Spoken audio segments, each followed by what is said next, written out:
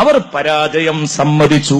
അവസാനം മുത്തുനബിക്കെതിരെ നടത്തിയതുപോലെയുള്ള ചീഞ്ഞ പണി, ദുരാരോപണങ്ങൾ ഉന്നയിക്കുക എന്ന ആ ഒരു മാർഗത്തിലേക്ക് തിരിഞ്ഞപ്പോൾ വലീദ് ഇബ്നുൽ മുഗീറയുടെ ശൈലി അത് പിന്തുടരാൻ തുടങ്ങിയപ്പം എല്ലാ പ്രതിസന്ധി ഘട്ടങ്ങളിലും ഇതാ ധൈര്യമായി മുന്നോട്ടു നീങ്ങി.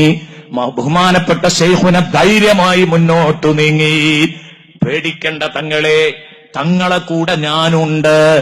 എന്തിനു പേടിക്കണം? ഈ ഓലപ്പാമ്പുകളൊന്നും കണ്ട് തങ്ങൾ പ്രബോധന പ്രവർത്തനങ്ങൾ അവസാനിപ്പിക്കരുത് എന്ന് സൂറത്തുൽ ഖലമിലെ ആയത്തിലൂടെ നമ്മൾ ഇപ്പോൾ പറഞ്ഞതുപോലെ ശൈഖുന ആ പാഠങ്ങൾ പഠിച്ചെടുത്തു.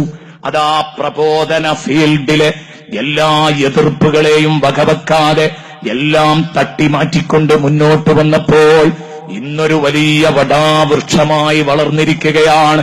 ലക്ഷക്കണക്കിന് അനുയായികളുള്ള ഒരു നേതാവായി മാറി.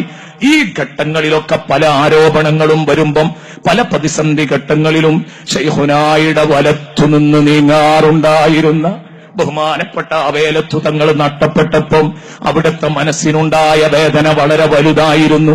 അതുപോലെ ഒരു തണൽ വൃക്ഷമാണ് എന്റെ പ്രിയപ്പെട്ട സഹോദരങ്ങളെ ഇന്നലെ രാത്രി അസ്തമിച്ചിരിക്കുന്നത്. ഏത് പ്രതിസന്ധി ഘട്ടത്തിലും അങ്ങേയറ്റത്തെ സ്നേഹത്തോടെ, ഒരാൾക്കുമില്ലാത്ത കൂറോടെയും മതിപ്പോടെയും ശൈഖുനയുടെ കൂടെ അടിയുറച്ചു നിന്നയാളായിരുന്നു യൂസുഫുൽ ജീലാനി വൈലത്തൂര് തങ്ങള്.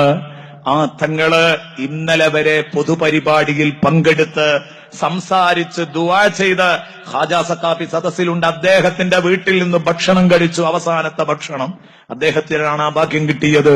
അത് കഴിച്ച് ഉസ്താദ് തങ്ങള് വീട്ടിലെത്തി 1 മണിയോടുകൂടെ വഫാത്താവുകയായിരുന്നു.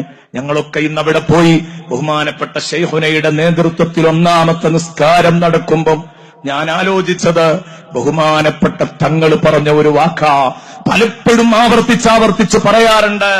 തങ്ങൾ പറഞ്ഞു, AP ഉസ്താദിന്റെ കാലത്ത് തങ്ങളുടെ അതേ വാക്ക് കടമെടുത്ത് പറയാൻ, AP ഉസ്താദിന്റെ ജീവിതകാലത്ത് എനിക്ക് മരിക്കണം, ഒന്നിനുമല്ല പാവപ്പെട്ട യൂസുഫിന് പുറത്തു കൊടുക്കല്ല എന്നാ വലിയ മനുഷ്യൻ പറഞ്ഞാൽ, മക്കളെ കാലങ്ങളോളം എനിക്ക് ആ പ്രാർത്ഥന മതി മക്കളെ, അതാണ് എന്റെ തണല് എന്ന് ഉറക്കെ പറയാൻ ധൈര്യം കാണിച്ച ഒരു ആലിമായിരുന്നു, ഒരു സയ്യിദായിരുന്നു, ഒരു പ്രവർത്തകനായിരുന്നു.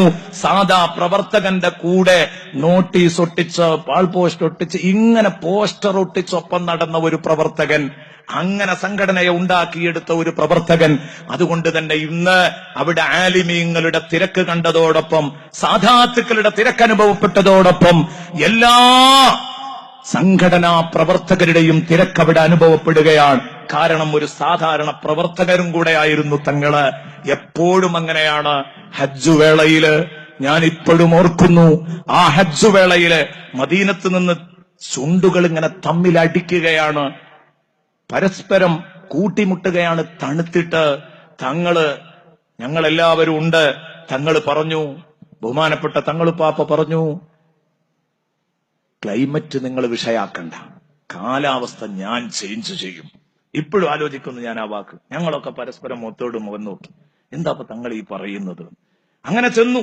അന്ന് 1000ഓളം വരുന്ന SYSന്റെ ഹാജിമാരുടെ അമീറാണ് ബഹുമാനപ്പെട്ട തങ്ങളുപ്പാപ്പ. ഞാൻ അവിടെ മറ്റൊരു നിലക്കെത്തിയതായിരുന്നു. ഹാജിമാര്, SYSന്റെ ഹാജിമാരുടെ കൂട്ടത്തിൽ എനിക്ക് അഡ്മിഷൻ വാങ്ങിത്തുന്നത് ബഹുമാനപ്പെട്ട ശൈഖുനയാണ്. ഞാൻ ഇപ്പോഴും അത് നന്ദിയോടെ ഓർക്കുകയാണ്.